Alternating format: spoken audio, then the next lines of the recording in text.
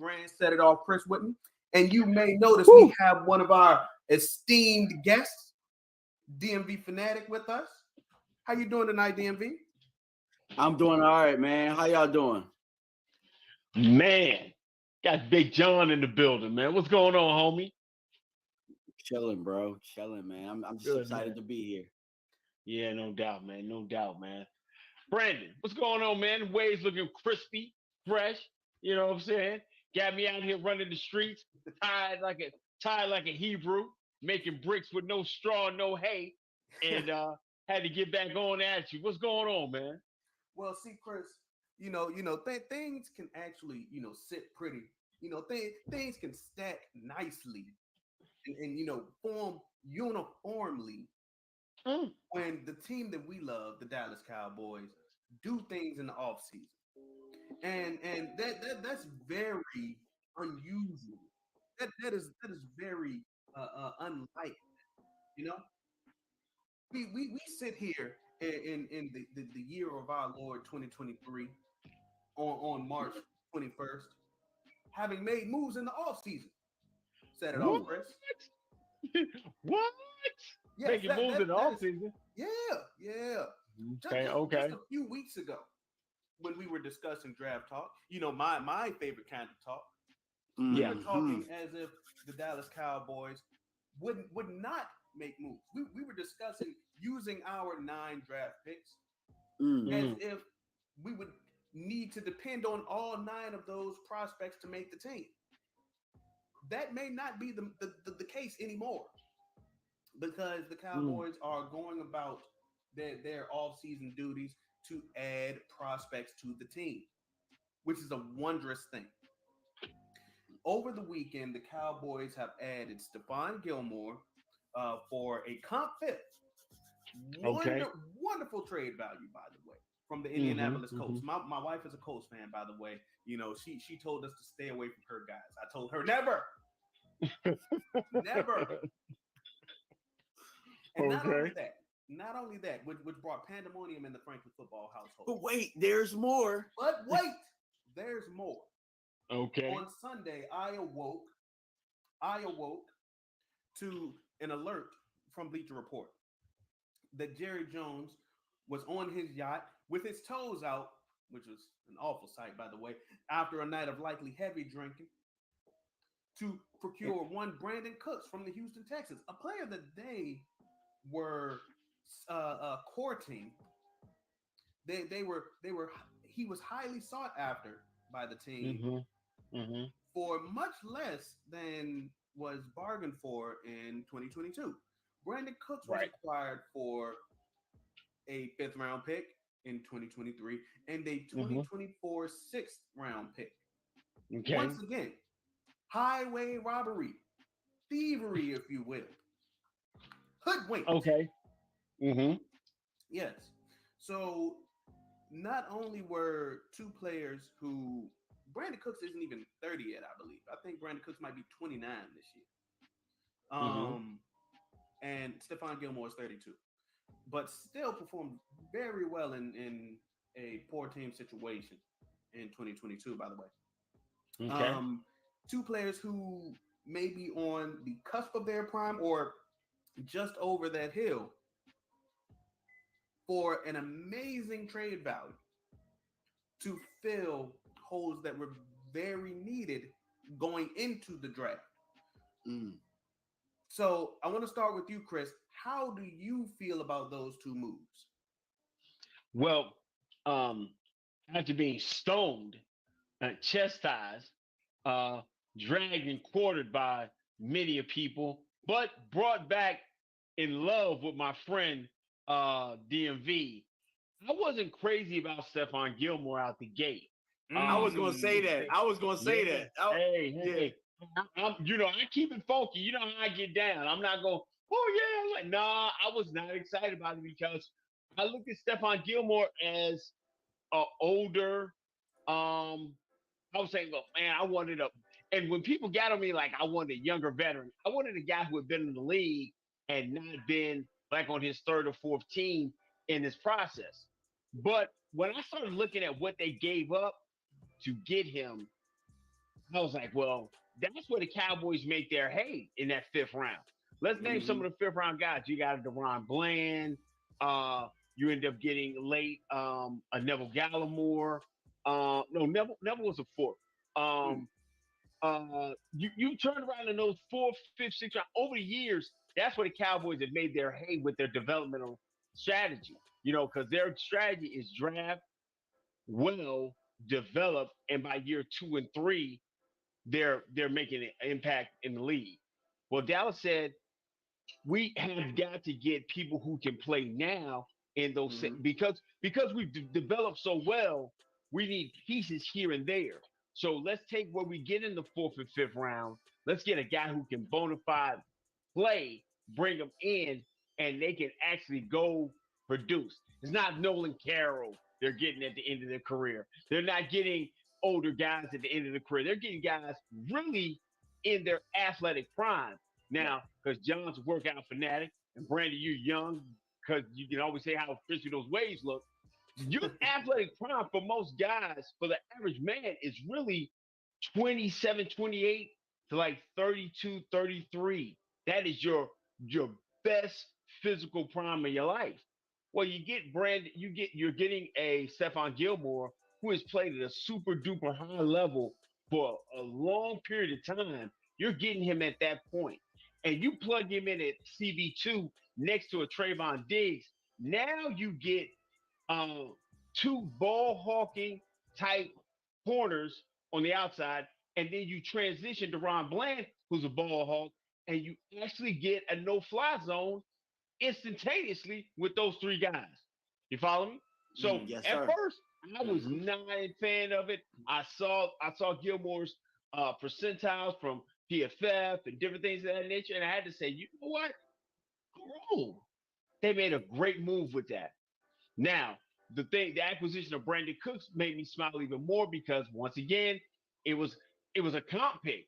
Both of these were late round. One was their pick and the other one was a comp pick, but they were Yes. late round picks. And now you get a guy who comes in now who is a bona fide wide receiver too. And it enhances your whole offense because now you can keep CD Lamb where he is at his most dangerous, and that's in the slot, right? And so Yeah. now you get him that. And then here's the other thing, and shooting this over to John because I don't want to talk all night. You haven't had a guy with this much speed and explosiveness. You know, I'm gonna age myself since Rocket Ishmael. You haven't had a Ooh. guy that explosive and that fast on this football team since Rocket Ishmael. You know what I'm saying? Since a Joey Galloway. You haven't had a guy who can just walk away from. I mean, we knew T.O. could.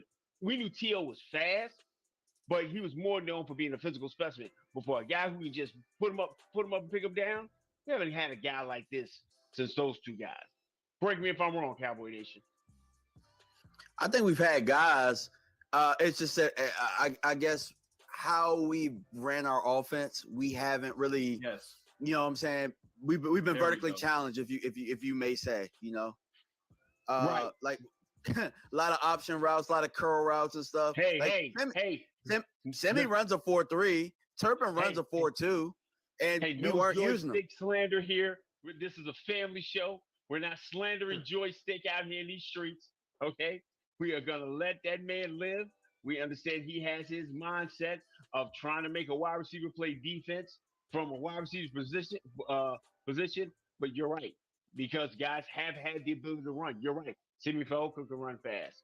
A lot of guys, Turpin can run fast, but evidently that's just not something Kellen dealt with at Boise. Guys Yeah. who can run fast, real quick But out the gate. but one thing I want to say about to piggyback off of what you said, man, Shoddy and Mike McCarthy, the last time that they called really called plays, they had little guys like Brandon Cooks. Mike McCarthy had Cobb, and Randall Cobb, Shoddy had Lockett. So yes, Tyler Lockett, I, yes sir.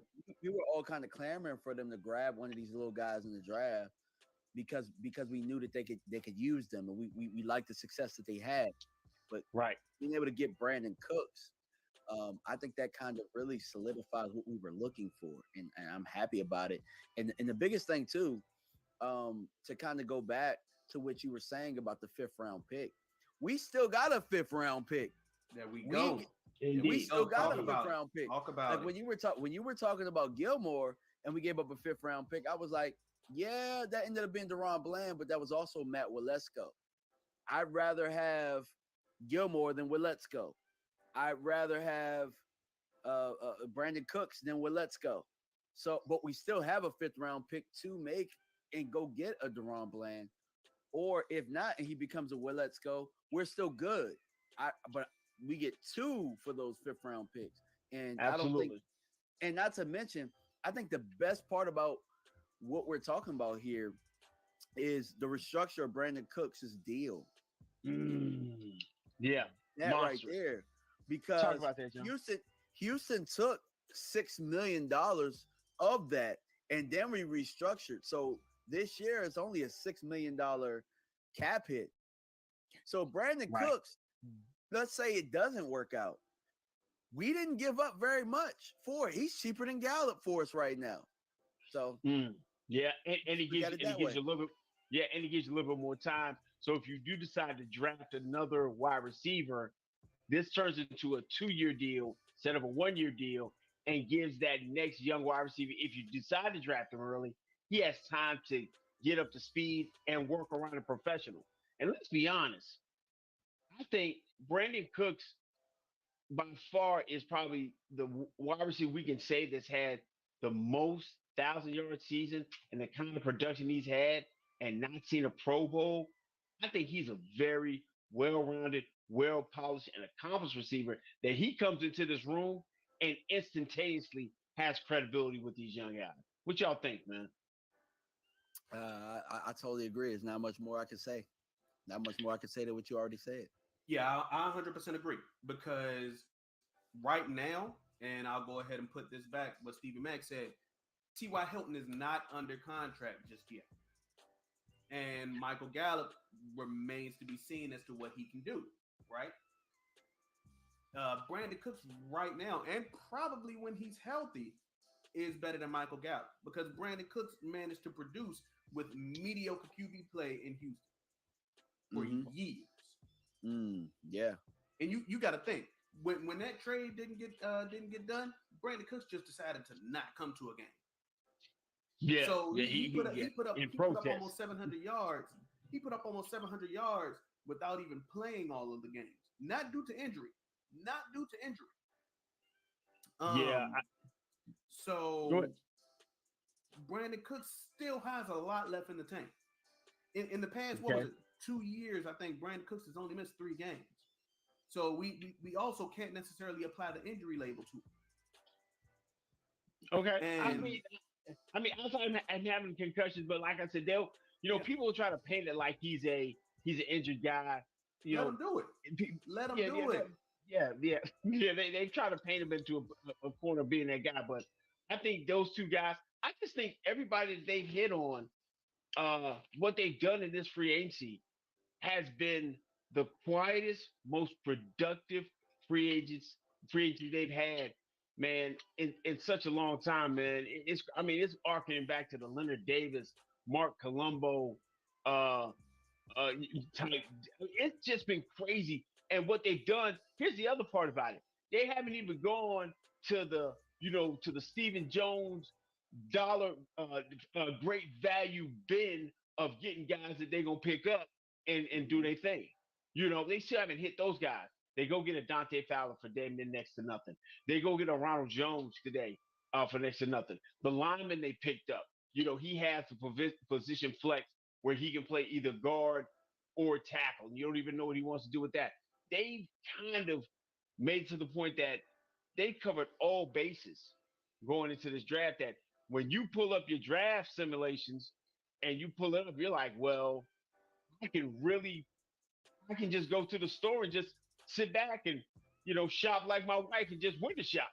Just look around and peek at this. Oh, I maybe like that. I maybe like that with all the bases being covered. And when they covered them, they didn't just put a Band-Aid on it. They put dudes in those spots. That's the difference. And here's the thing. That is very unlike them. Usually they'll go bargain shopping, right?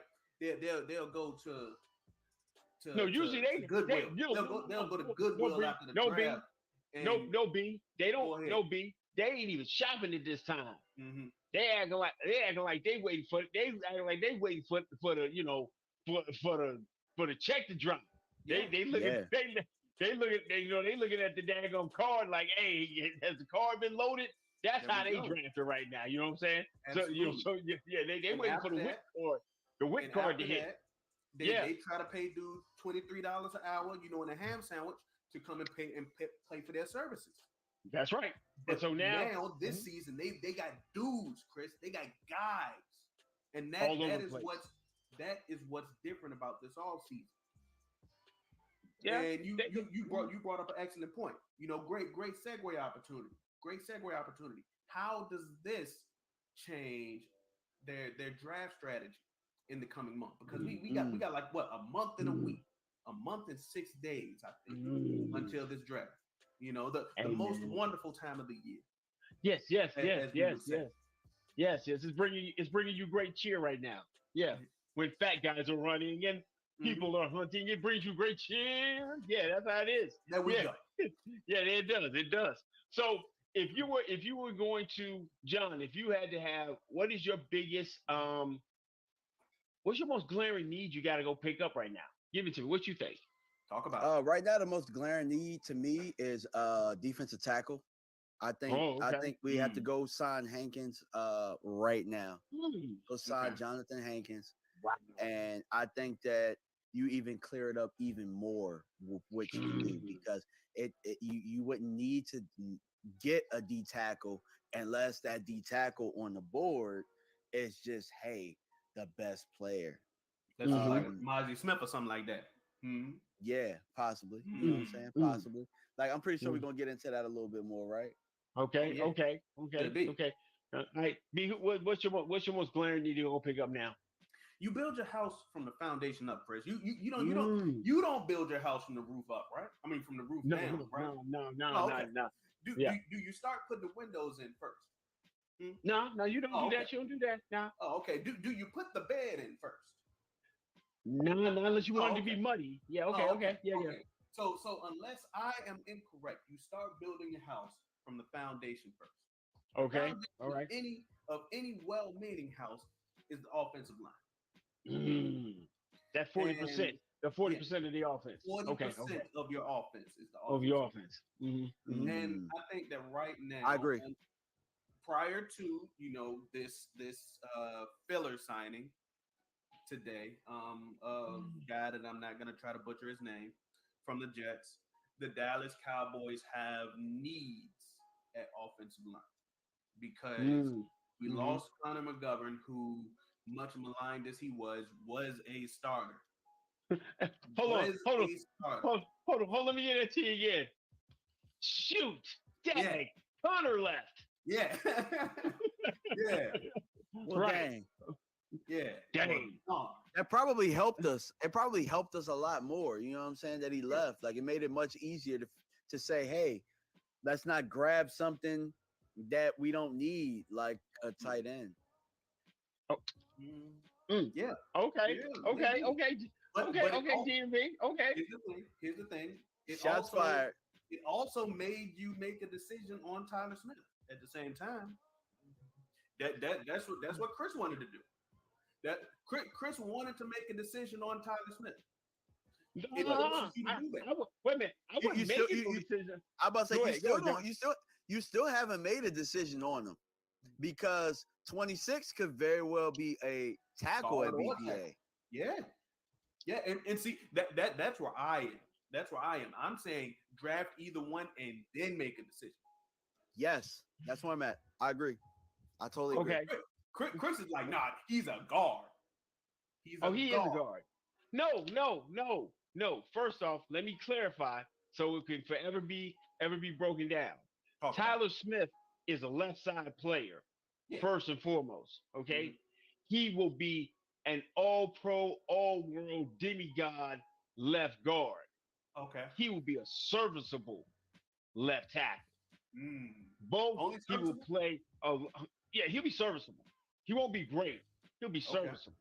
Okay. Okay. Okay. But if I turn around and at 26 and I have like I've kind of fallen back on this on the tackle situation because um I think if you were able to put up because Brandon likes to throw mock drafts at me, right? And I don't like doing them because they don't always come out the way I want them to come out. But I did one today, and I think if this happens like this, I think all my furniture in my house is turned over upside down if Oh it yeah. happens. Oh yeah. Oh If that. I draft up, if go ahead and if you can pull it up, if you Keep can show talking, and the I'll people, keep talking, yeah. and I'll get it done. And so in my perfect world, I I know the Dallas Cowboys are amazing at drafting in the first round. If they can't do nothing else in the first round, they have only had in my recollection since Tyron Smith one miss, and that's one Taco Charlton. Mm. Anybody else tell me a first rounder they've missed on? They didn't miss on Tyron. They didn't miss on Fast Freddy. They didn't miss on Zach Martin. They didn't miss on Leighton Vander Esch. I don't care as much as we don't love Leighton. He hadn't missed on Leighton. We didn't miss on Zeke. I can't name. Are we talking the Will McClay era? In the Will McClay era, I don't know one first rounder they missed on. Yeah, not in the Will McClay. Besides Taco, yeah, Taco. I would say that the last first rounder before that we missed on was Mo Claiborne. Yeah, but that was Steven. Yeah. That's all Steven. That's all Steven. Yeah, Mo was When Mo came into the facility with a cast on his hand, that was all Steven's fault. Crazy. I blame Steven for that all day long. So, so my thing is, go get what you're great at in the first round. Yeah. And get that guy and play and play. So, and I was on the train for an offensive tackle. Now, the best offensive tackle that we can honestly see and from our draft analysis is Paris Johnson, left tackle out of Ohio State. I was on the Juwan Jones, right? DeJuan Jones, yeah. DeJuan Jones. I had tweeted I wanted DeJuan Jones above anyone else. Mm-hmm. But then after further review and analysis and talking to some good friends, there's a tackle out of Oklahoma that and I get this to John. I get this all to John. Did you watch him? I wouldn't watch him. I wouldn't peep him. Yeah. Because I was wanting to make Juwan Jones, who had played right, make him a left tackle. Well, if I could take, can you put it up for me, B, or no? You can't put it up? Give me a second. Yeah. Now, keep in mind, I believe that this is just a situation. This is like the greatest draft. This is the greatest draft ever. Oh God, yo! This is the greatest draft ever in the history of drafting. If we do this, I would just go ahead and we're booking tickets immediately to the Super Bowl. Absolutely, this draft immediately. Hey, I'm all over it, brother. Okay. I'm all over it, brother. I'm all over it, bro. And we talked about it. Go ahead. We talked about it yesterday, and I said, look, everybody keep talking about DeJuan Jones. Yeah.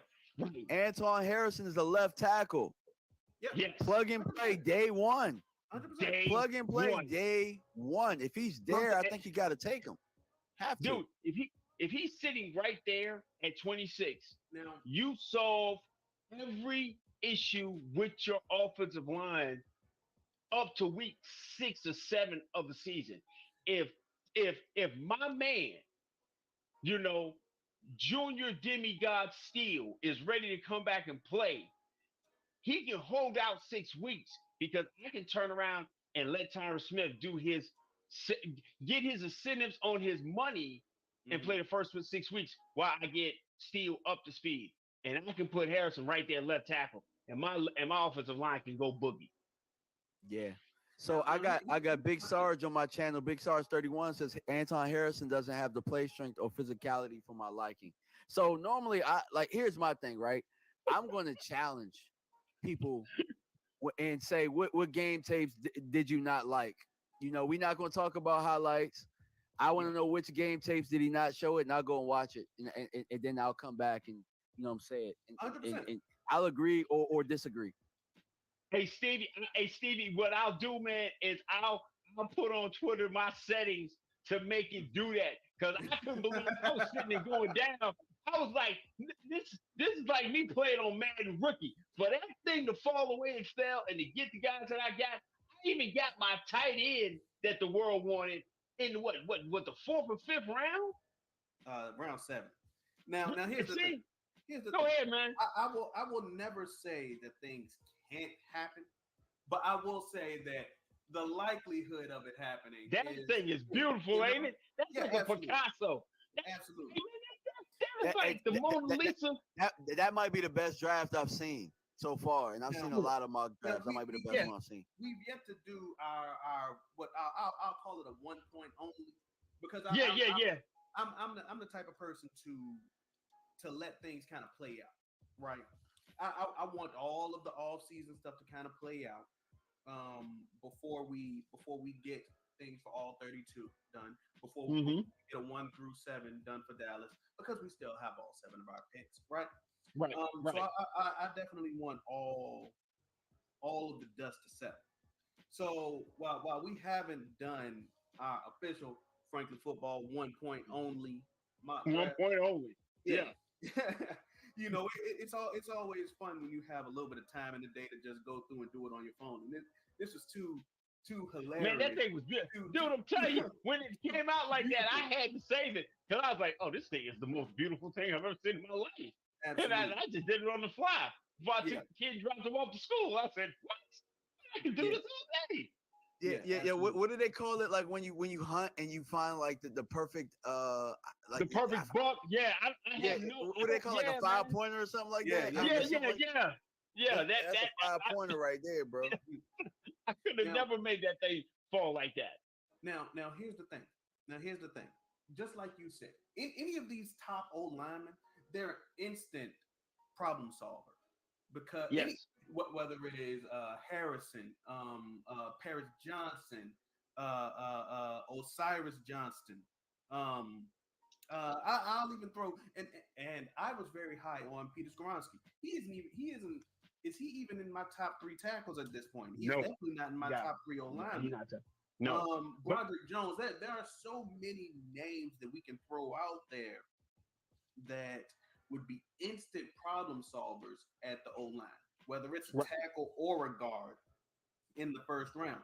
We can even go into the second round and talk about guys like Cody Mauch, who has just as much, if not more, fluidity along the O-line as Tyler Smith, because the guy's really. So there are many opportunities to patch the hole, I should say. Yeah, I think now I don't think it's so much patch the hole.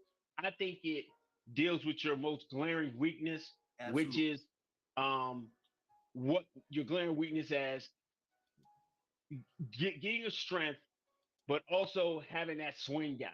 I think the fear that us as Cowboy Nation has is that the offensive line, once Steele went out, you watch the run game just go away. Deteriorate. And I don't think it just went away. So I think if you can go and get somebody that can hold the fort down for at least 6 to 7 weeks until Steele is all the way back, I think that's a great situation. Not having to be able to do cuts and stuff like that is totally different from an offensive lineman coming off ACL compared to a wide receiver, expecting Michael Gallup, who I said from the beginning when he got hurt wouldn't be right this year, wouldn't be right last year. Everybody was like, week 4, week 5. I said, that dude ain't going to be right through December. When you're right, you're right. When you're right, you're right. Yeah. You know what I'm saying? So I think that's the difference with Steele. And so I think dealing with that is the next one. What do you think is the next biggest glaring position we got to deal with that we can handle if we're going to? I actually want to ask you this before I move on to that next position. Offensive line, with that being a potential first-round pick, would you want to use that on a guy who may not even be the long-term starter? And what I mean by that is, would you be willing to bench that first round pick in favor of Terrence Steele? Because Bench? What you mean? What you mean? Explain what you mean by that. let's say you draft a tackle at 26. Would you be willing to bench that first round pick in favor of Terrence Steele once Steele is healthy? Well, I put it like this. Um, shout out to our homeboy Skywalker Steele. He put these numbers out, and I don't think you got to worry about benching Terrence Steele. Uh, four, no, two, 11, and 4. 2, 11, and 4 is the number of games that Tyron Smith has played in the last 3 years. Mm-hmm. And the way the Cowboys structured Tyron's deal, they're planning on Tyron being hurt as well. So I'm able to keep Tyron there, him be a mentor, a veteran presence, and be my swing guy. Okay. And if I pick a guy in the first round, I plug and play him. I let him fight and learn right next to Tyler Smith as that left tackle, and go from there. And as soon as Terrence is able to play, oh, he's going back in and playing.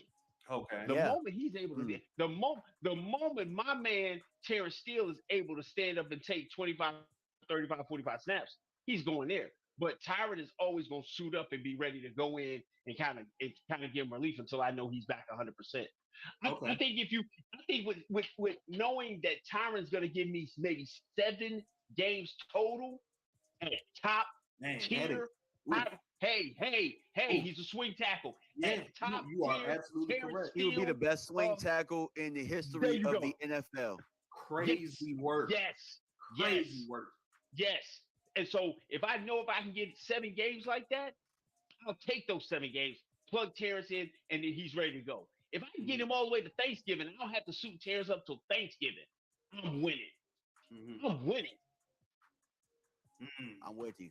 100%. I feel you. Okay, so I got what you're saying. You're saying that you wouldn't be worrying about benching the guy in favor of Terrence. You would bench the guy in favor of Tyron, is what you're saying. Yes. Okay, yes. Gotcha. Yeah. That's how he gets his money. His money is based on him playing games.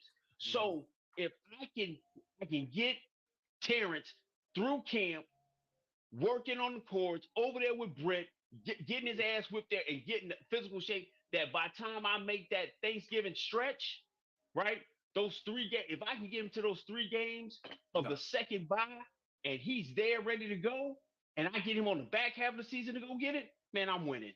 Okay. You want to know why else you're winning too? Because we signed him to the tender, right? He signed to the tender. Yeah. Yes.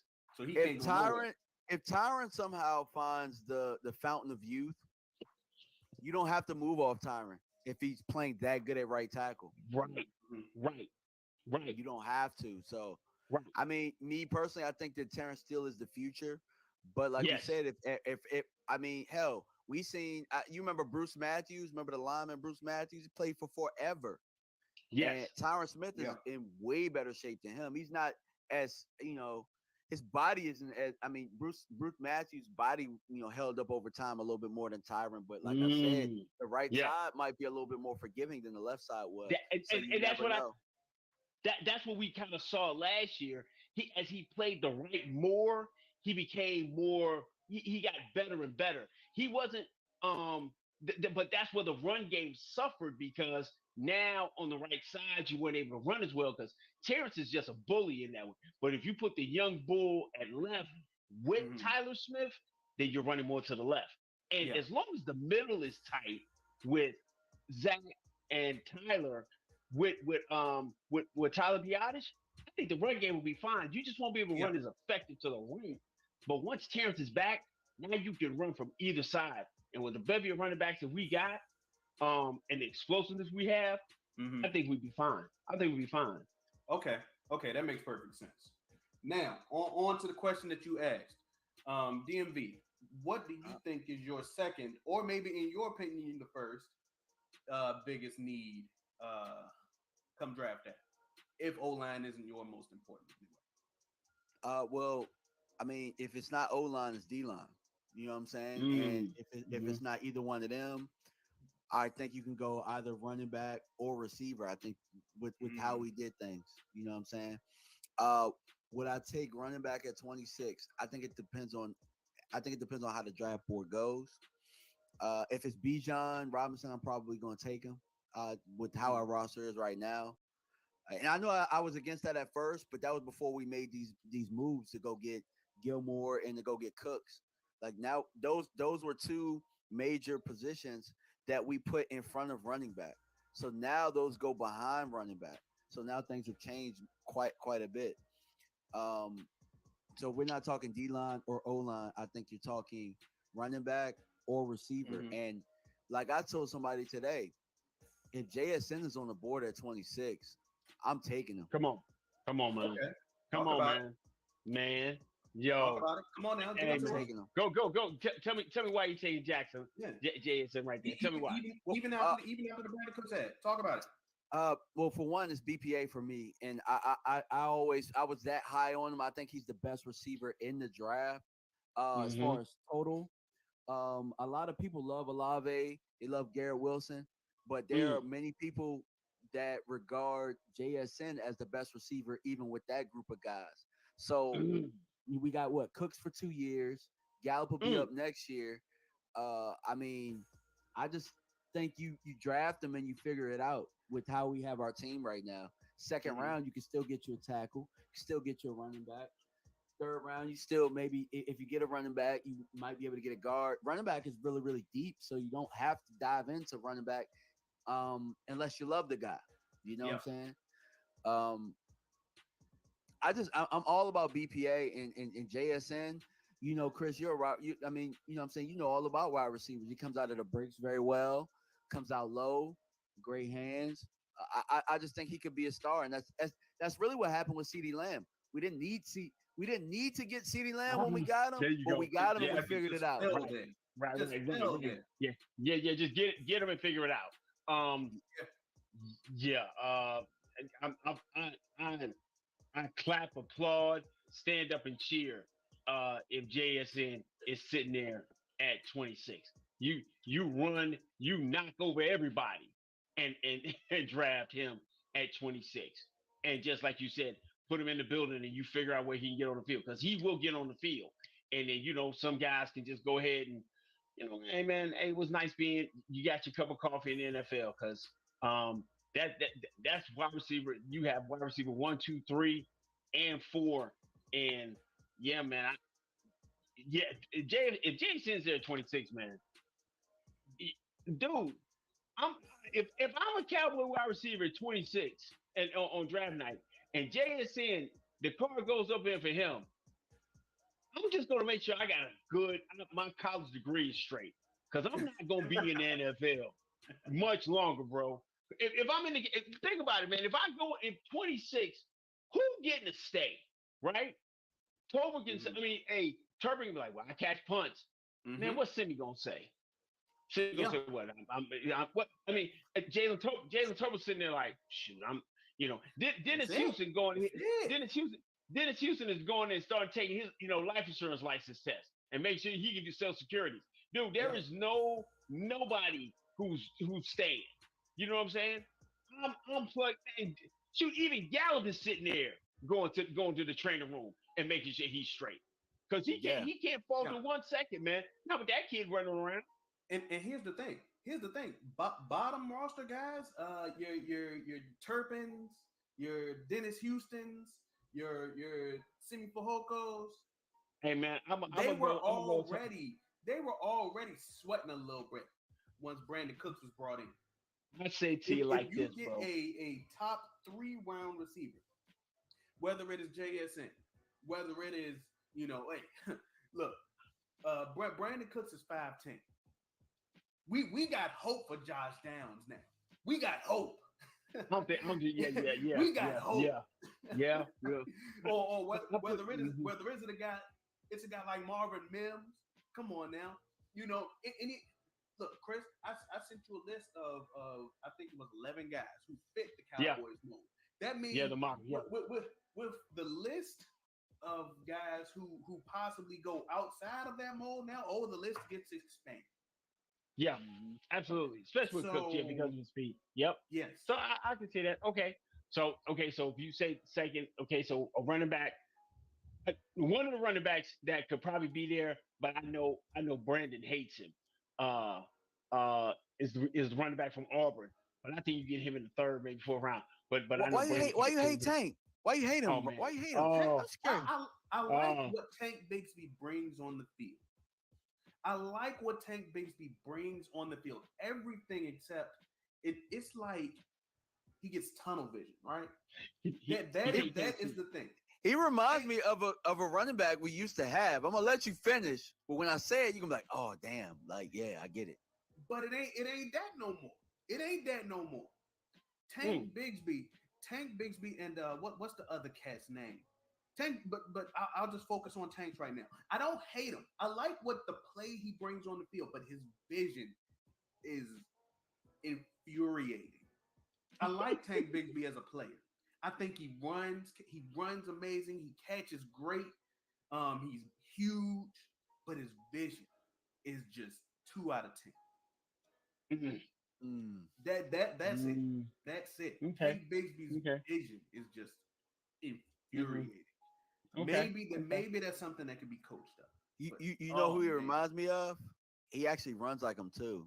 I'd be willing to. I like to know what their measurables are, but he reminds me of DeMarco Murray a bit. Maybe probably around the same. DeMarco could see. He couldn't see. No, he could not until you put a fullback in front of him. So you put a fullback in front of him. Yeah, he was terrible. The other guy was Zach Evans. Zach Evans has the same issue, right? Even worse. I wouldn't even draft Zach Evans because his vision is so bad. Yeah. You don't like Zach Evans' vision is horrible. Okay. Even worse with Tanks. At least Tank will see sometimes.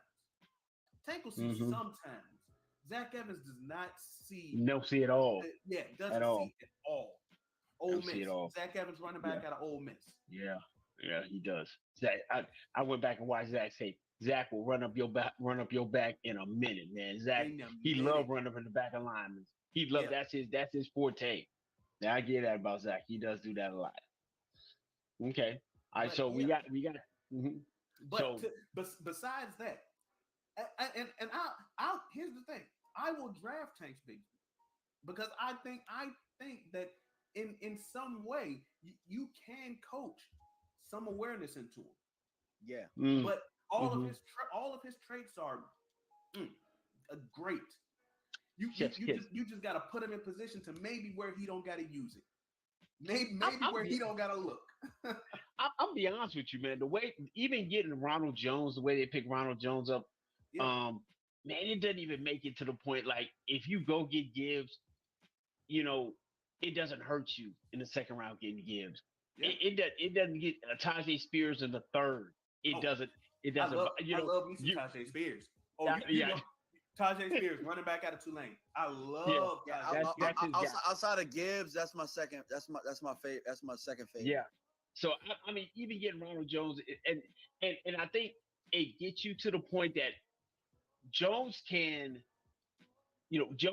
really give you that really good 1-2 punch with Pollard. Because I don't look at Tony as being a gadget, but I still keep Tony's touches under 8. I keep Tony's touches at 18. I keep him under 20. I keep him under 20, man. He did. Well, here's the thing. There's a possibility that we don't have Tony. Sound funny, but he has depending on this draft, he has not signed his franchise tag yet. And here's the thing: I'm kind of glad that he hasn't. I'm kind of glad that he.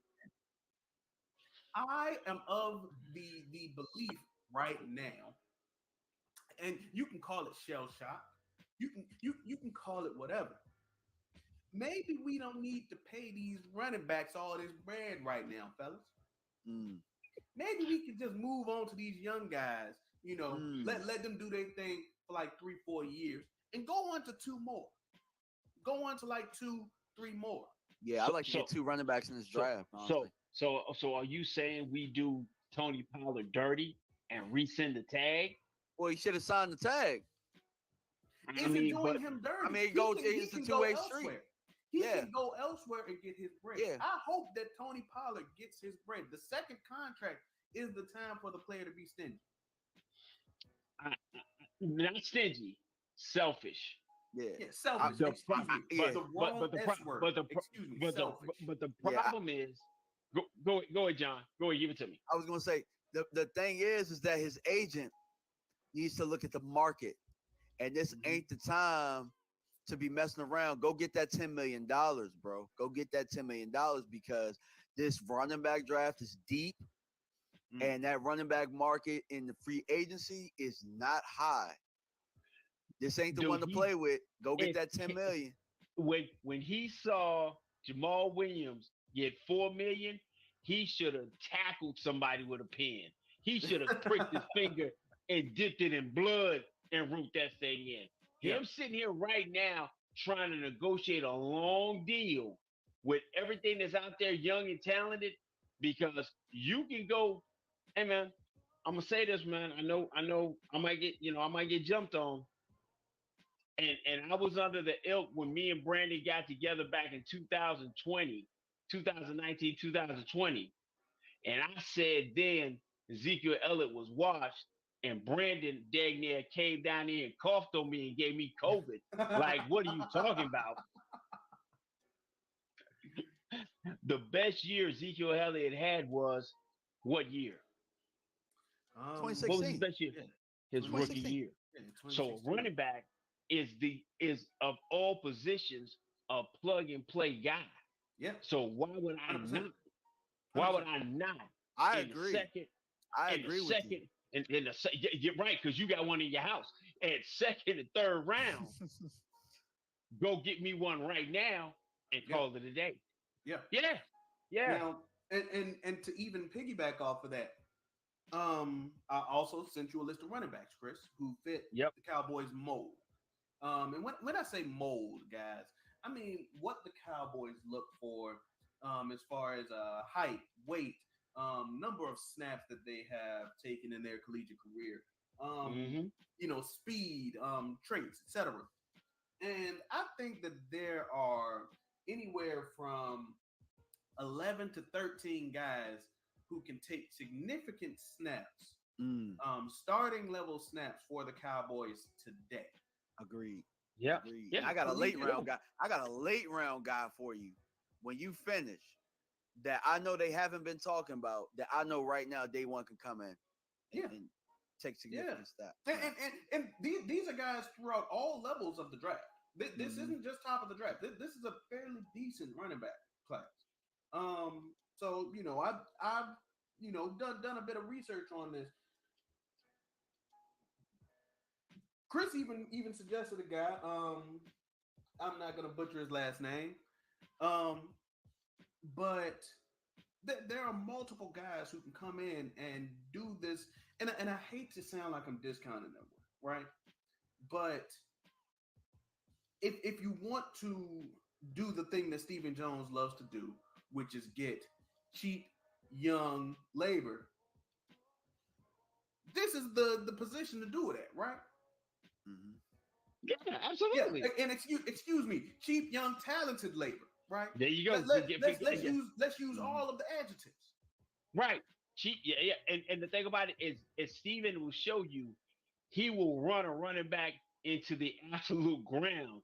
Because that's what he did with that's what he did. I told you I'm getting two. Yeah. I'm getting two. Yeah. And if I get Gibbs at 20, because I would take Gibbs at 26 because he might not make it to 58. But if I get Gibbs, I'm pulling that tag from Pollard. Pulling it without question. I'm pulling that immediately. Look. Yep. I'd mess around and pull it before the draft just so he don't get the chance to sign it during the draft. Yeah, I feel you because I'm getting two backs, bro. Like Ronald Jones gives us us the veteran that we need. So before we got Zeke, or I don't know if it happened after, but we got Alfred Morris to go with Zeke. I don't know if you remember. It was after the draft. It was after the draft. But you turned around and you had like you said, you had Darren McFadden there, Mm-hmm. and then that was he was a stopgap. And then you went and got Alfred Morris, who Yeah. was a veteran and was serviceable and was Yes. there to give spell Zeke on that after the third drive. Alfred Morris would come in, or when Zeke wasn't had fumbling issues, or he was making I could give it to Alfred Morris. Yeah, oh yeah, Ronald Jones could definitely be the placeholder for a Yeah. young running back as he's learning in this Yes. league. So yeah, if I'm Tony Pollard's agent, I'm like, hey man, I'm they signing that setting this thing thing. today. I'm signing that thing Listen, today, bro. that thing would have been. That thing would have been. Hey, I'll meet y'all at the facility. I'm signing right now. Yeah, Mhm. yeah, because this is 1 year, $10 million. You might not get 2 years, You're $10 not. You're million not getting. There you go. You're not gonna get 2 years. guaranteed. Yeah, Guaranteed $10 million Yeah. nowhere else. Not after this year. Yeah, Yeah. I'm getting that. Absolutely. Mm-mm. Absolutely.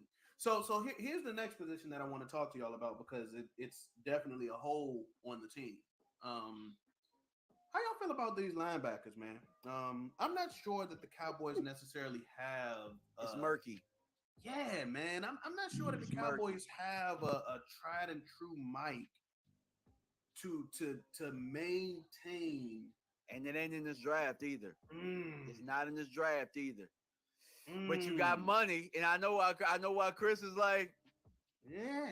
Look, you got money, and that goes back to the moves that they made in free agency because and there's a Mike out there. Immediately after they bought Brandon Cooks in, they restructured his contract. Right?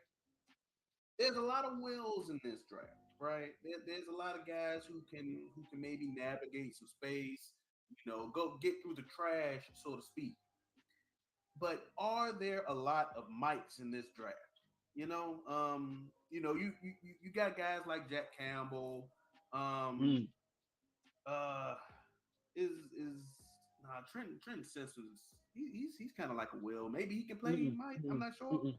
Nah, hell Um, no, hell no. yeah, he's kind of like a Will, but I think you signed a Mike and a guy who's been playing Mike, who's been a Will this whole time playing Mike, there and we go. I think that you got money to go out there and get you the Mike that we all thinking about right now. Talk about it, DMV. Talk about it for the people. I think you got the money to go out there and get Bobby Wagner like There you we really go. want to, and you can There we put go. Leighton at the will and There stop we playing go. around. And if you go ahead and make that move, you go sign Hankins too, and Mhm. then we don't even got to touch the defensive side of the ball the rest of the time if you don't want to. Mm-hmm.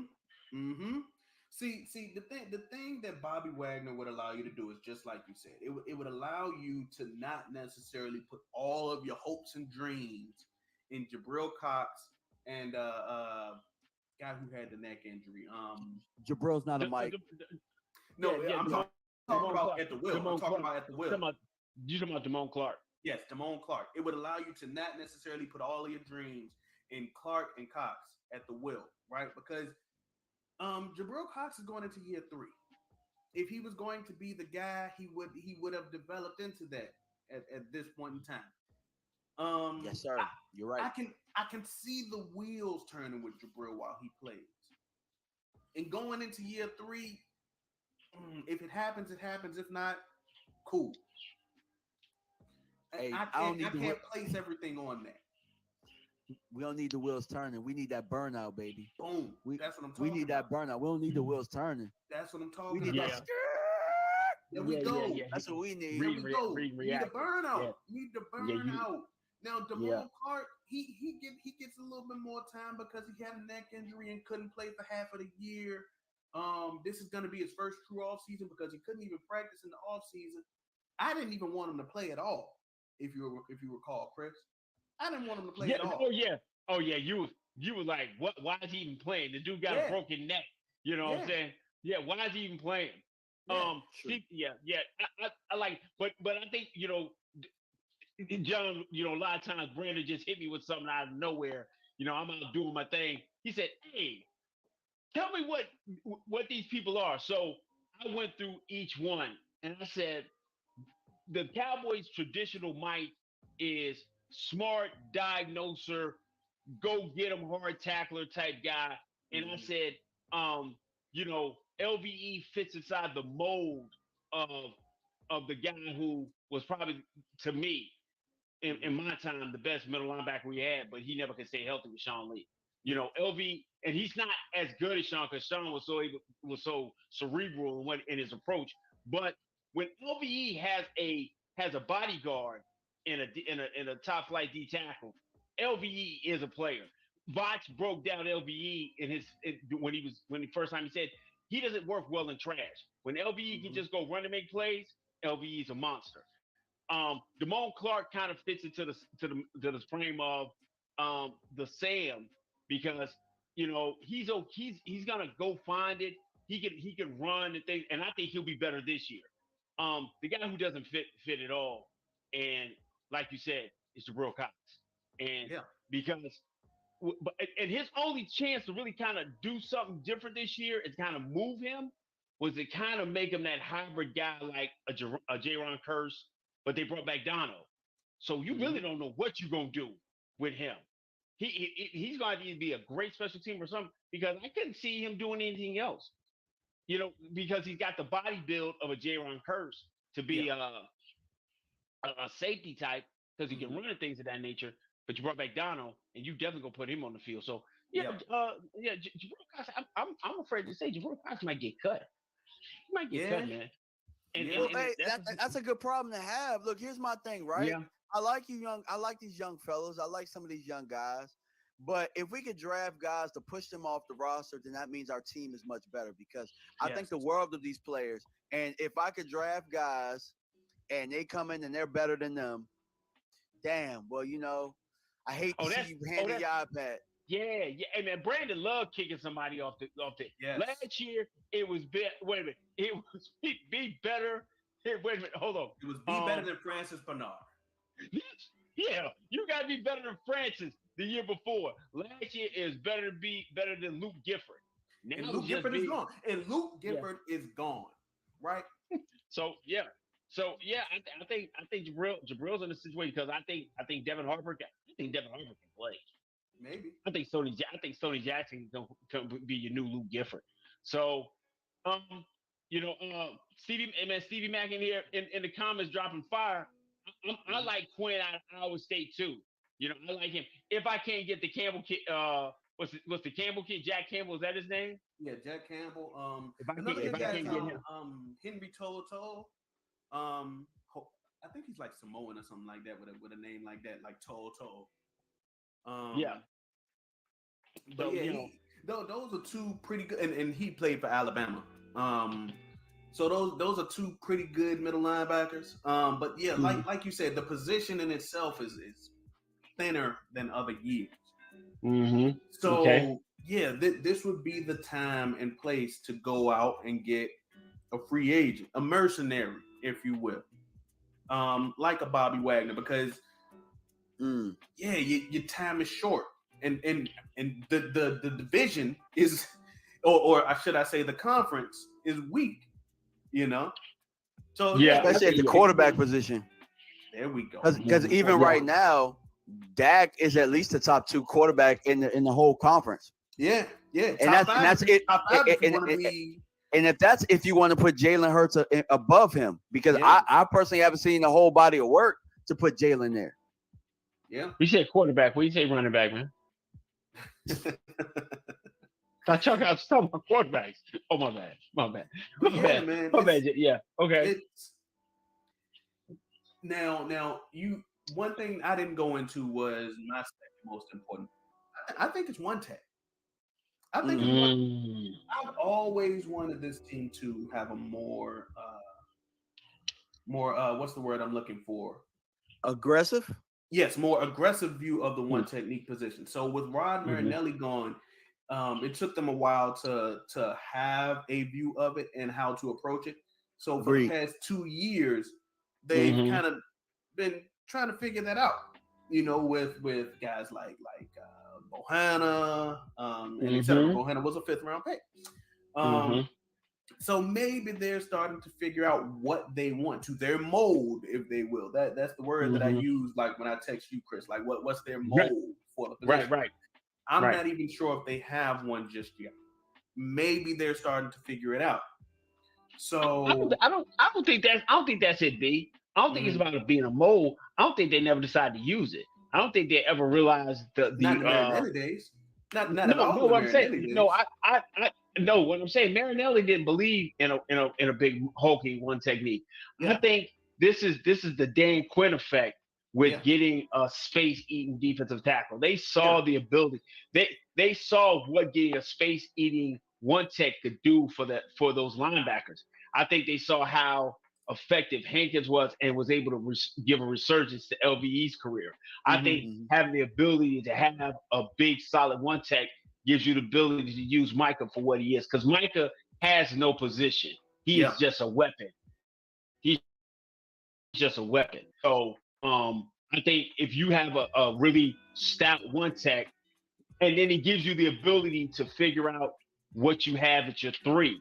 And I think you need at least 3 to 4 of those waves of guys at the one tech position. Just giving love to, well, not love, but just understanding and seeing what the Eagles did last year with a Jordan Davis, a Hargroves, Fletcher Cox, who I will always have mad respect for. The Yeah. other kid that they had waves of defensive tackles coming. And so we were at our best last year when we could play Hankins at 25, 35 snaps and give him an addition with Quentin Bohanna, and then be able to jump into Chauncey Golston with Osa Odigizua and figure out that. I think you need to add another guy inside that rotation. And if you do that, if I can, if because we play 19, 20 games, because we're a playoff team, because we're gonna win 12 games in this damn league, because who we got as our quarterback in our team, you need a rotation of guys like that in that situation. So I think you got to go find a guy. Yeah, man. And that may be one of those guys after the draft. You know, D tackle may be one of those after the draft guys where teams release guys due to signing prospects or rather drafting prospects. Just sign Hankins, man. Just sign No, Hankins. if You already know it works. If you sign Hankins, you got Bo under contract. This is a make it or break a year for him. But I still think you go draft a guy. You go draft a kid. You draft a kid and you give me Mozzie Smith for real. Give me Mozzie Smith. Man, listen. I got one for you. Brandon. What about Pickens? Zach Pickens, talk about it, man. Zach Pickens retweeted me when I first talked about him during the combine. Zach Pickens had a hell of a Senior Bowl. Yeah. Every time I looked, he was pushing somebody around. Man, very aggressive, very, very strong, man. Like he's somebody that I got my eye on. Definitely. Love Zach Pickens out of South Carolina. Come on now. Okay.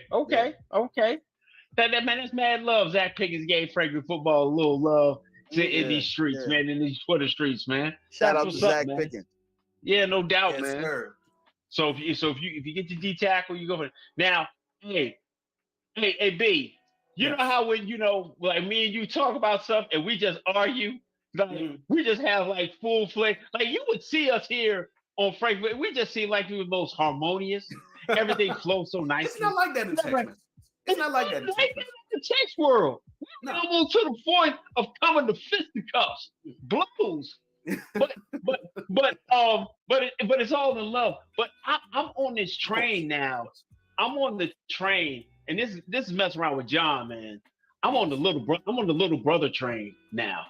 I'm on the little brother train. Oh yeah, I talked you into that yesterday, huh? Yeah. I talked you into that yesterday. I'm on the little bro train. So follow me, family. So if you look, the little in most families, yeah, and I can say this too. In most families, the big brother is great, right?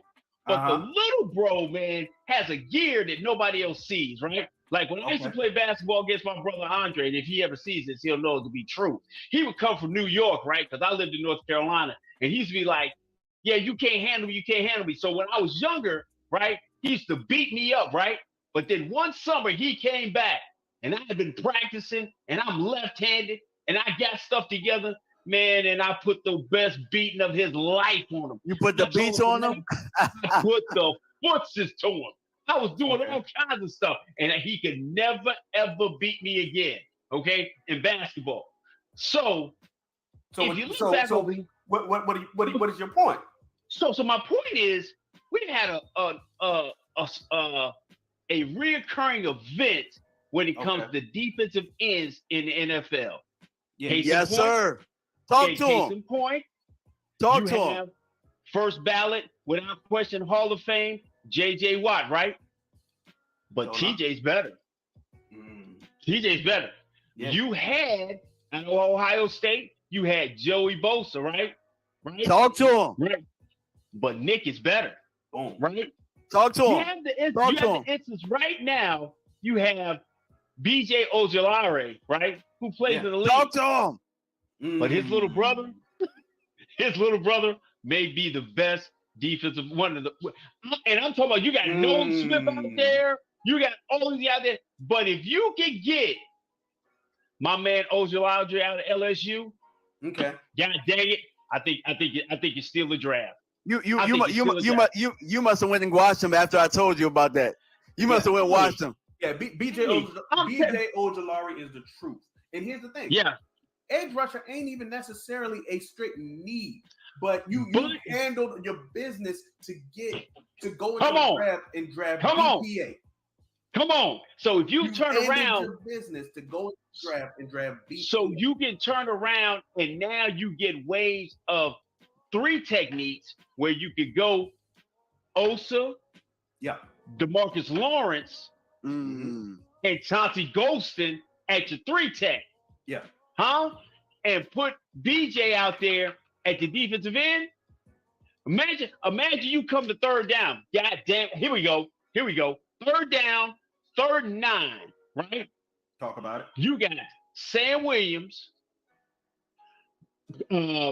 Sam, Hankins, D-Law, Ojulari, and then Michael on either side. Boom. Who you blocking? You put Mike in the middle. Pick your poison. Dude, pick your poison. Dude, I'm telling you. Yeah. Do not take out the fact that DN might be the sneaky pick they turn around and go get. If they go get a DN in the 2nd round, they trying to make this defense upper echelon elite. If you go get him in the 2nd round, and because the way they've already placed everybody around, you could go 3rd and 4th round, get wide receiver, running back, and turn around and make this team absolutely a nightmare on defense. Yeah. Imagine that. Yeah, and I'm really high on him. I'm high on him enough to take him at 26. Because I think he's the best. He's going to be the best defensive player in this draft. I'm on record saying that. I think he's going to be the best defensive player in this draft. I know that we have other needs to not take him, but I'm saying I'm high enough on him that if they there, I would run around the room in circle. Yeah, but yeah. I would run around. You remember how Denzel and he got game did that victory lap after scoring the bucket? I feel refreshed. I feel refreshed. I feel refreshed. That's how I would feel because think about the way, you got Dorrance, you got Dorrance, you got Dante, you got Sam Williams, you would have him, you would have D-Law, you got D-Law making $42 for a raise from $39 a year before, and now his mental game will be able to have a year to teach and groom this young man. Dude, I'm telling you. Okay. Let me ask y'all this. Because we've had a lot of guys, right, who didn't necessarily have the best pro days. One of which being, and this is the same position, mind you. One of which being Miles Murphy out of Clemson. Mm-hmm. Okay, go ahead. If it came down to Ojulari, LSU, or Miles Murphy out of Clemson, both of them were sitting there at 26. Which one you taking? I'm gonna let you go with this. I'm gonna let you go give you, John. I'm gonna tell you my answer after. I would go Miles because we're going inside out, and I think that I might be able to get Ojulari at 58. You talking about the first one? You think a premier edge rusher? You think a premier edge rusher is gonna last an additional 26 26 picks. Sir. Possibly because No. Go ahead. It's going to be a weird draft, and no. Well, then again, it's GMs, right? Yeah. So I'm talking about the media hasn't been talking about BJ Ojolari, so you're right. Not at all. His name hasn't come up at all. So you're right. Like the GMs know who he is. The GMs are going to know. So you're absolutely right. If you're talking about who I like better, I like BJ better. Absolutely. You know what I'm saying? I'm still gonna go with Miles there, but I like BJ better. I'm telling you, I want to do my victory lap and be refreshed.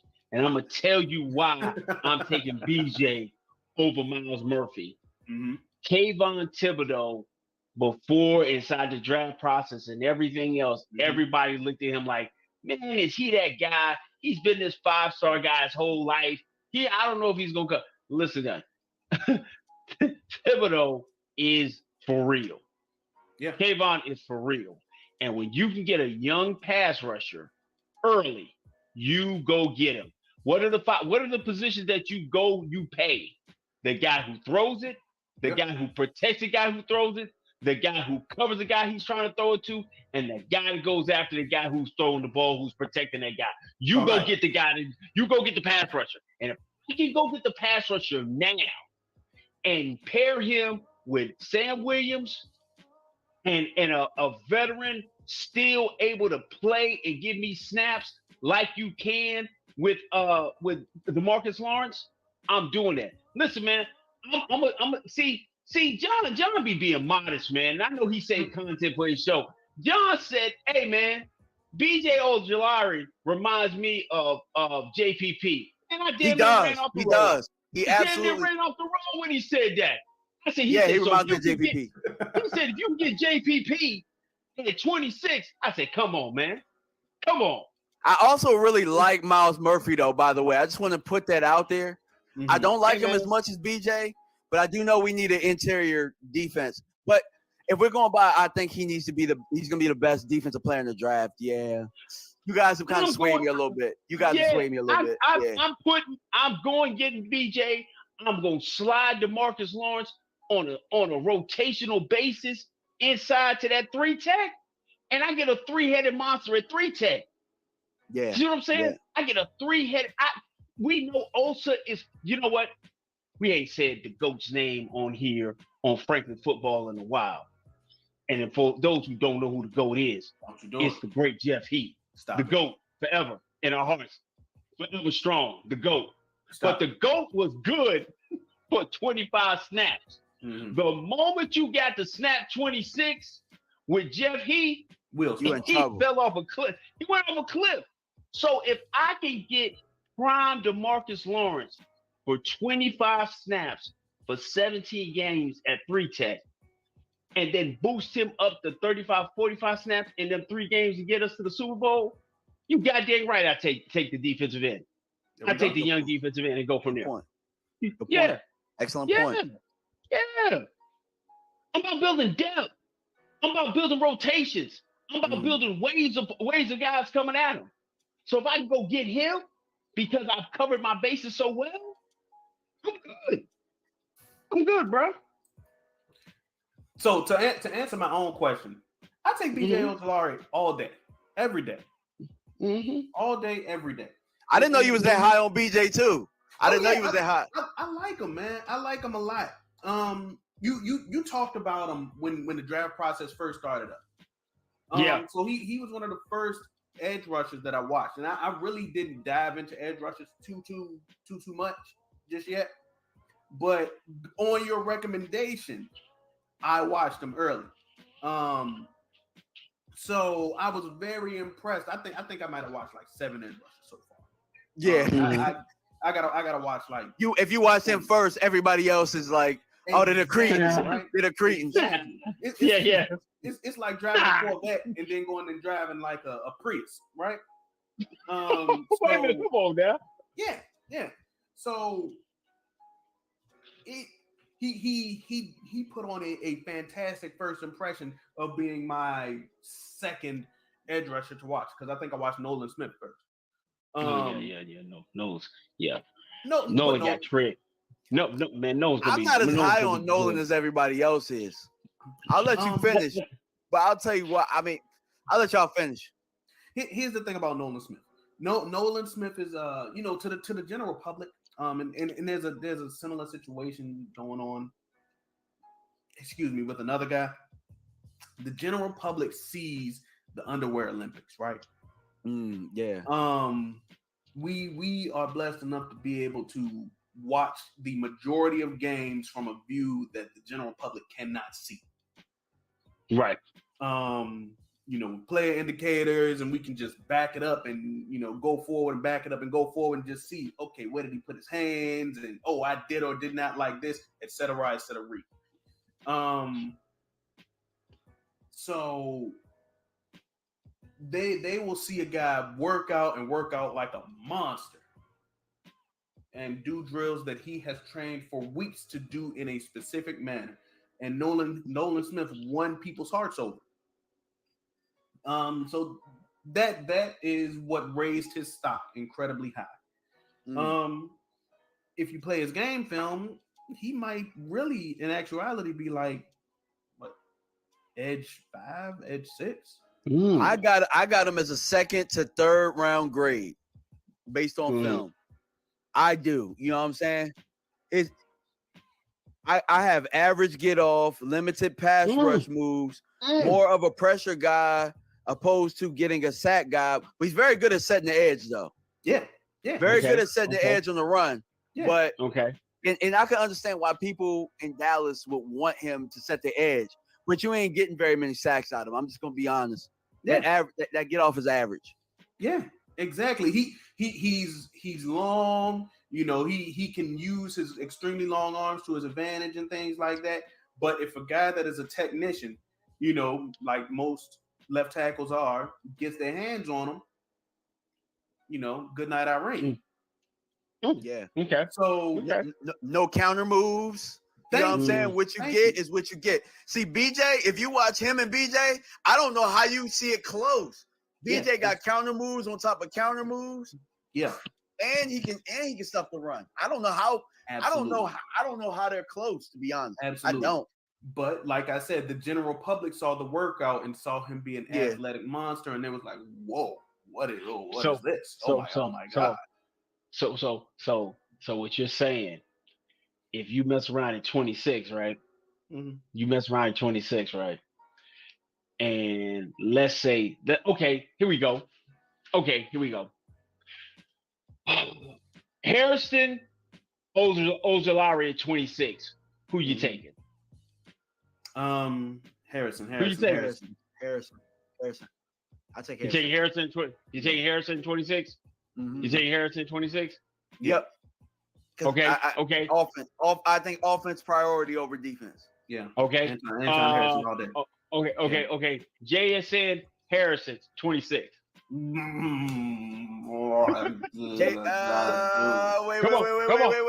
Come on. JSN, bro. I'm taking JSN, bro. I'm taking JSN.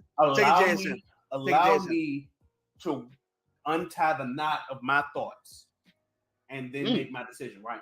JSN is the better prospect, right? He probably does more for your team, but Anton Harrison is at the more important position. But tackle is deep. You're not gonna run into another JSN.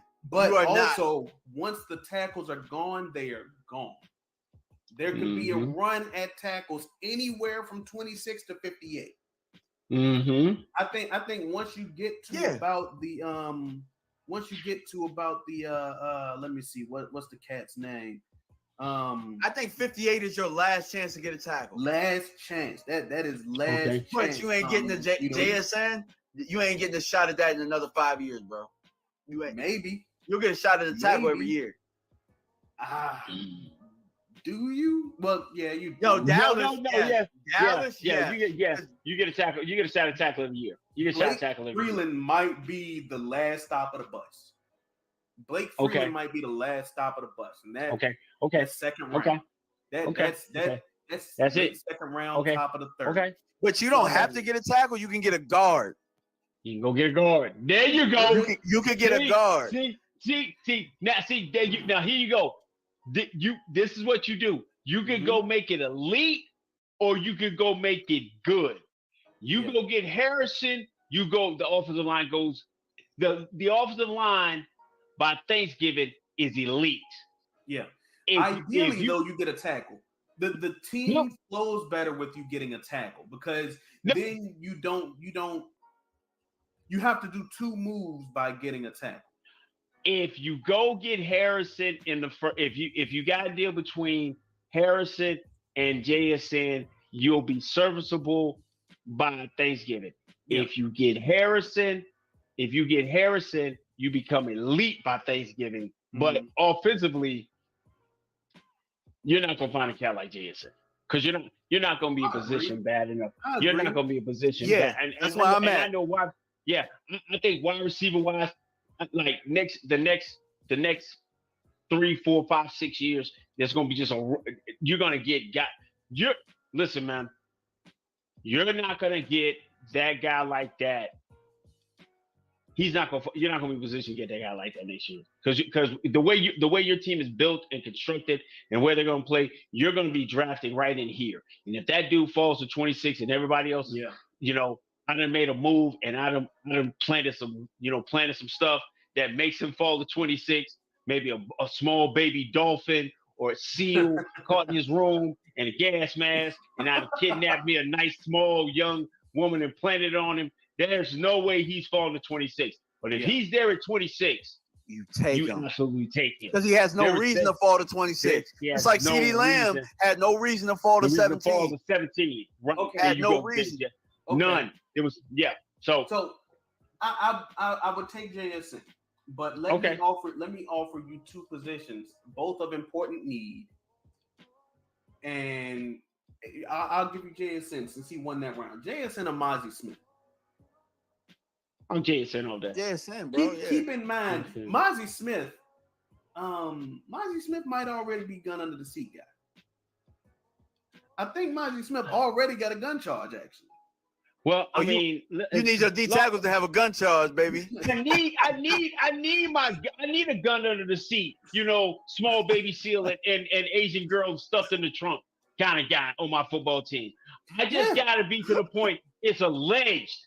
I don't really need it to the point that he keeps it going.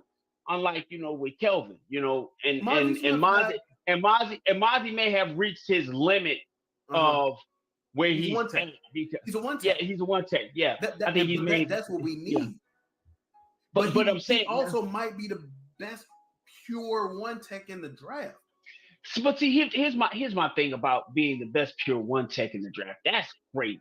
But if I go sign Jonathan Hankins and I got Quentin Bohannon, I don't need to have the absolute best one tech in the draft. Thank you. Because he's not going to get on the field more than 25 snaps as a rookie, and he's got to. We're talking about a luxury versus a need, though. We're talking about a luxury. It's a luxury if we get Hankins, though, which it looks like we're probably going to get him tomorrow. Mozzie would be a luxury. He's a luxury, and if I get Hankins, and like I said, if I can put him into a rotation, I'm definitely trying to put him in rotation. I don't want Jonathan Hankins playing 45 snaps. I want Jonathan Hankins paying 25 to 35 snaps. I agree. And for confirmation, Mozzie Smith got a misdemeanor gun charge. Man, I love him. He done wore orange. He done wore orange. I like that dude. I like him. He better reform in his life. If you like it, I love it. It was almost a felony. That's crazy. Oh man. Given his draft time, that young man might fall to 58. Well, I like a little bit of ruggedness. Well, that's a Dallas thing to do. Dallas always get that second round guy that always fall because of an injury or something, or a charge, or some weed, or some weed. Listen, it's legal now that most people say. But anyway, I'm just telling you, if he's there, like I said, I need a tackle, and I need to go out. Like I said, once JSN goes off the board, my wide receiver need drops down. I'm telling you, the second round, if I can get BJ Ojolari in the second round, and man, y'all might want to Hey, just keep your phone. Don't put it on do not disturb. I have an You know iPhone what, by the Chris? time. Answer me. Answer the If I phone get because JSN, I might be in jail. I can't, and I ain't going back. You know what I'm saying? That's I how tell I you feel what, about jail. I might have to pull a DeMarcus Lawrence and move up in the second to go get BJ. Maybe. Yeah, Yeah. that seems Yeah. likely because Yeah. once it's a run on edge rushers, they go. It's They edge go. rushers and old linemen. Once it's a run, they go. They go. And They when go. they're gone, they're gone. Yeah. Okay. You All right. you can find a wide receiver somewhere. There's a diamond in the wide receiver. You can't find no running back. JSN everywhere though. Now you're gonna find true. JSN. That's Now you're gonna true. find JSN. You ain't gonna. That's I think. true. After Zay goes, Josh goes. Yep. My man for TCU goes. I'll even throw Tank Dell in there because he might be short and Hey, man, things like that. I think. I'll even throw Bro, Tank in there because Tank is gonna go a little bit lower because his combine had some struggles. His gauntlet was amazing, but he was a little bit slower than advertised on the 40 and things like that. So he may fall. But Bryce, but Bryce, you know why it's great? Go ahead. Mm-hmm. You know why it's great what we're talking about? Most of these guys that we're talking about, it's logical because the Cowboys have met with them at the combine. Yeah. They met with Tank Dell. They met with BJ Ojulari. They met with JSN. I don't know if they met with Harrison or not, but most of these guys they met with, so you know how they feel about meeting and they gonna listen. If all the Senior Bowl guys they talk to, they gonna pull the guy from the Senior. This is what they gonna do. They gonna pull a guy from the Senior Bowl. You know they gonna get one or two guys from the Senior Bowl. And all these guys they done talk to, they don't look at. But I'm be totally honest with you, man. Man, they gonna get BJ in a second, man. They trying to make this defense insane. They trying to make this defense. They might get DJ in the first, bro. They might get BJ in the first. Because if there's anybody that can stand on the table and go get a guy right now based on credibility, is Dan Quinn. If Dan Quinn said go get him, they're gonna get him. Yeah, they're gonna go get him. Yeah, but absolutely. but Dan has been so good. Like I don't think none of us agreed about Sam Williams. Only guy who loved Sam Williams was Nix. Nix was the only guy that stood up for Sam Williams, and Sam Williams is gonna be that guy. But I just think. I just want to tap into this little brother train, man. Yeah, bro. When I said like that bloodline. That bloodline has got. Hey, who's the better little brother that we got right now?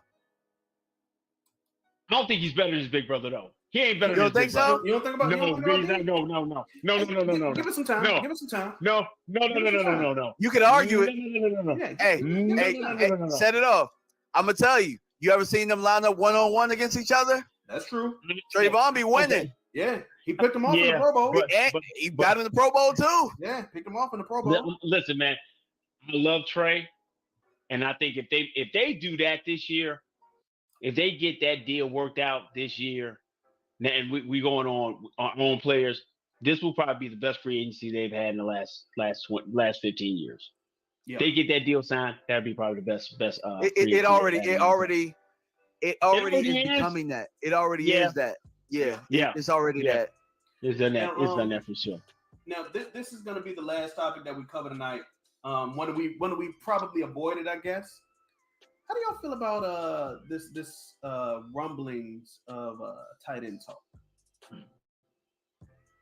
I think it's rubbish.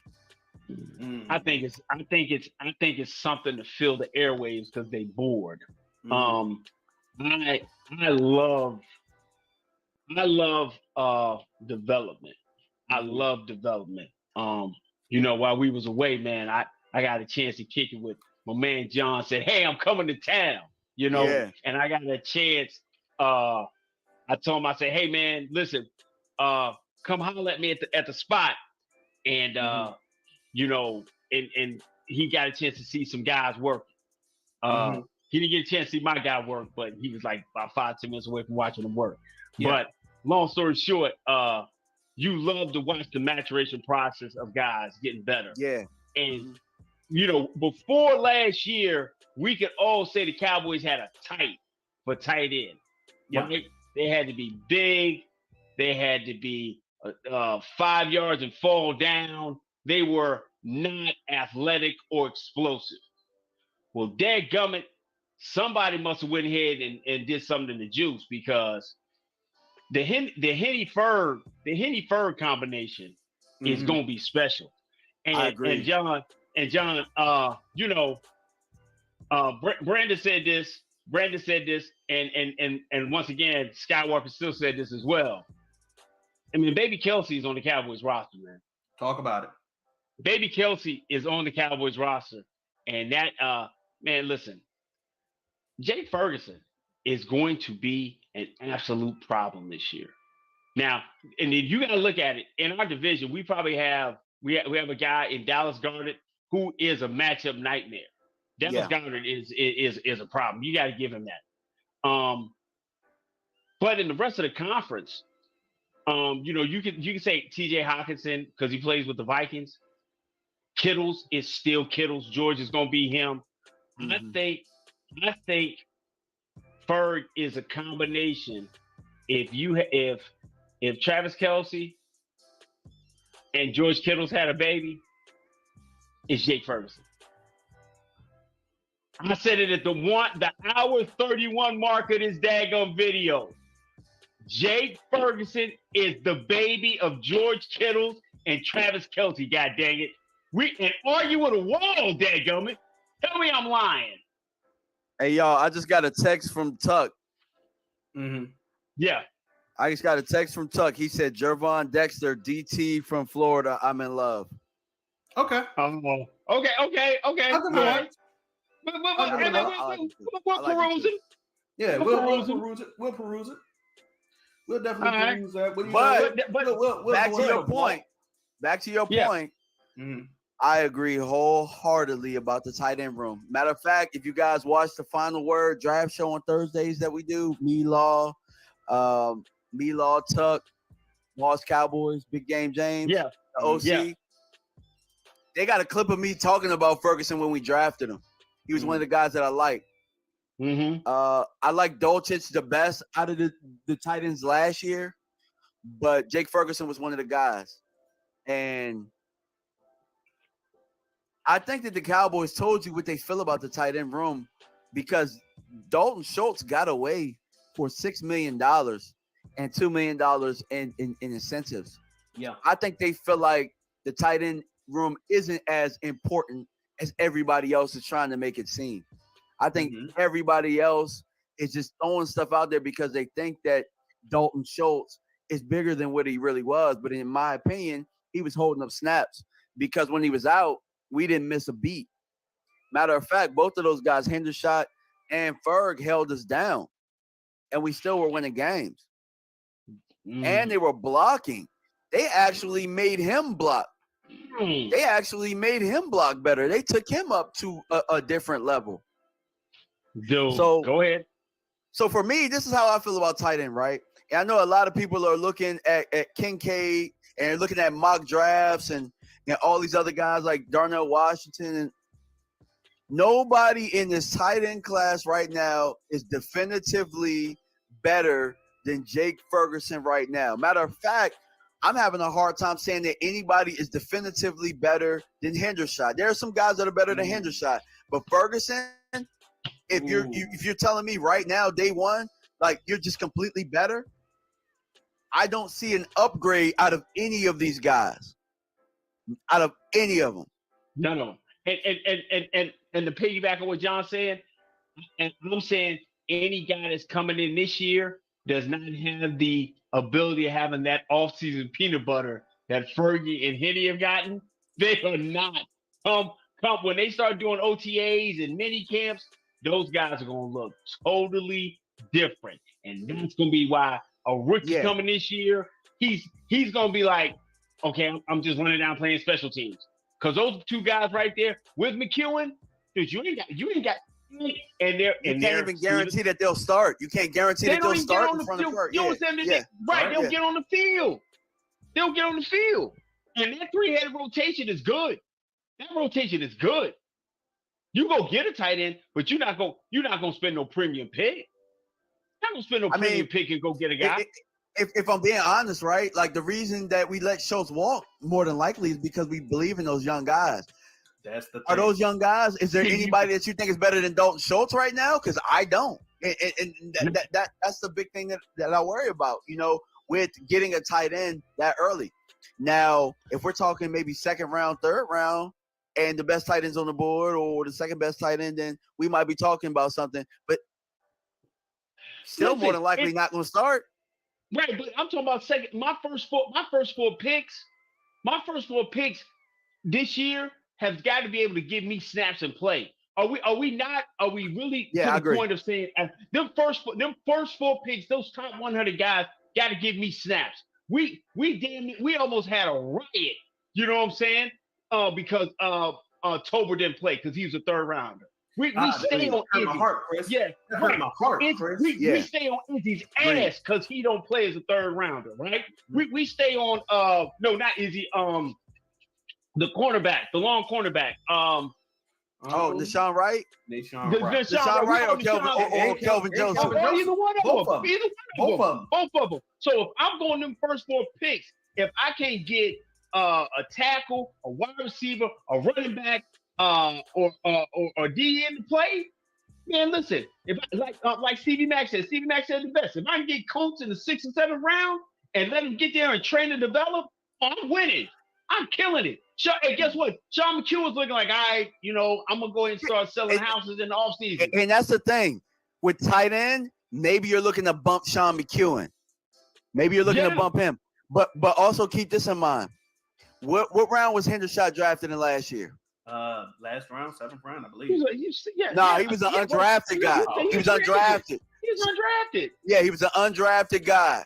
Okay. And he came in. Dallas has the best. They have the best percentage of getting undrafted guys snaps. So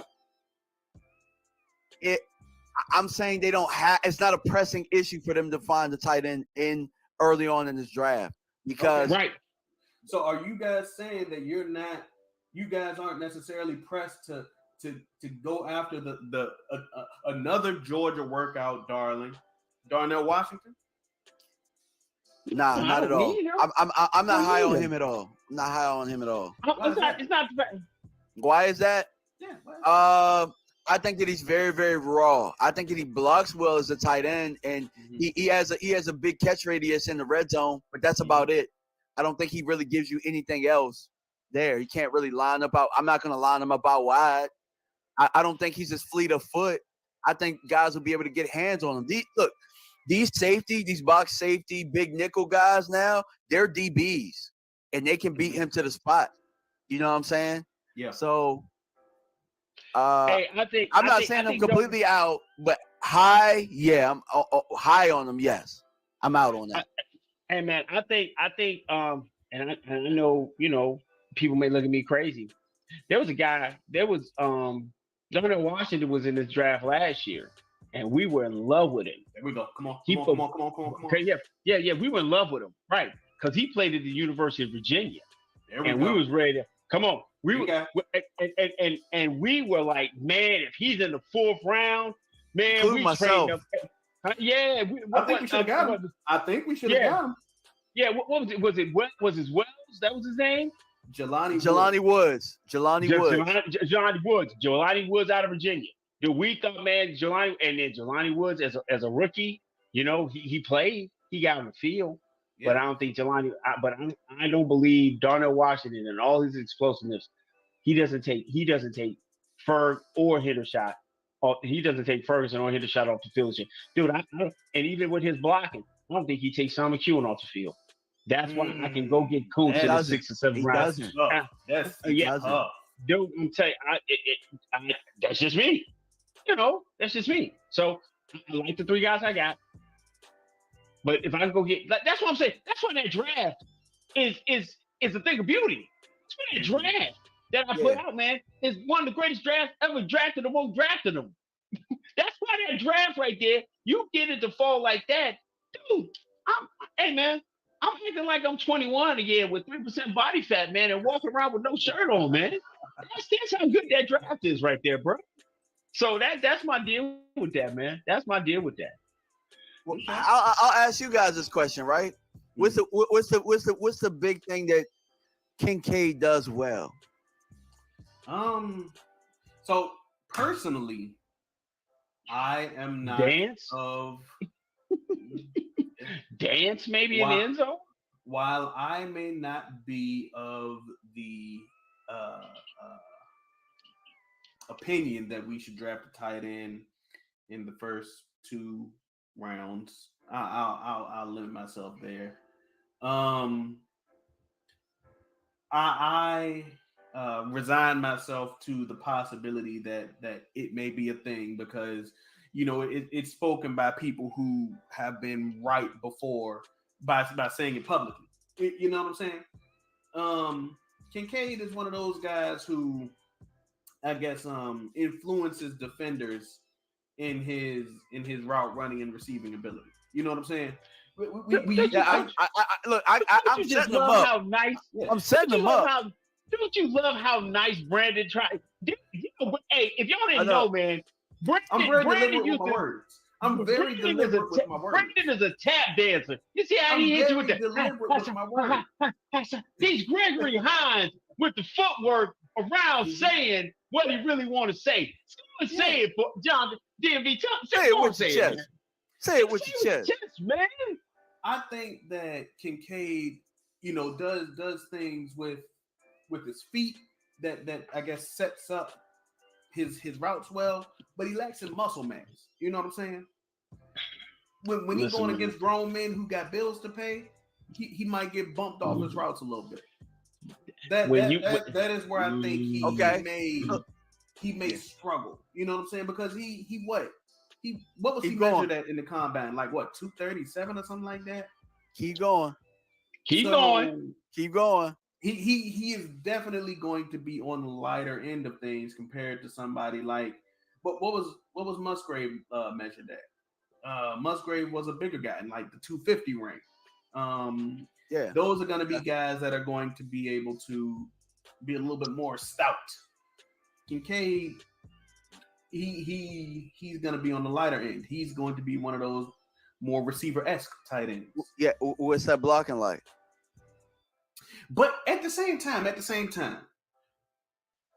man, you want your tight ends to block. It's a plus. Hey man, we're a family show, man. But hey, Kincaid's mama ain't watching this show. He can't block, goddammit. He can't. He cannot. He cannot at His all. Mama ain't watching this show. He can't block. He cannot at all. But if you go into your heavy set, you got a tight end that can block. He's one of those tight ends that you're not looking for that from him. I understand what I'm getting when I draft him. So I got a question. Yes. So why won't we just get a receiver then? Thank you. You're absolutely correct in that. Why won't we just get a receiver? Just get a receiver. If we want to get somebody who ain't go goddamn block, just go get a receiver. Yeah. Yeah. If we don't want him to block, go get a goddamn receiver. Because we got 3 tight ends, and we got 2 of them. We got 3 of them that will block. Absolutely. Was he measured at 6'4" or was he measured at 6'3"? I don't give a damn what he was measured at. He won't block. I've had a guy on my roster for 5 years who won't block, and he got $6 million and $2 million in incentives. I had a tight end on my damn roster. They got his ass up off the roster. These young boys got him off the roster. They got him up out of here. You know what I'm saying? So that's my whole thing. Hey, Stevie, I'm all for bringing XFL guys in to get a chance, to get an opportunity because you found something to Turpin. But I'm saying right now, I'm saying this year, there is little to no room for a rookie tight end on this team because the first 3 slots is locked up. Mm-hmm. Yeah. And here's the crazy thing, right? Because I remember a couple years ago, the Michael Parsons draft, fans killed me because I wanted Kyle Pitts. They said the same things, right? Mm-hmm.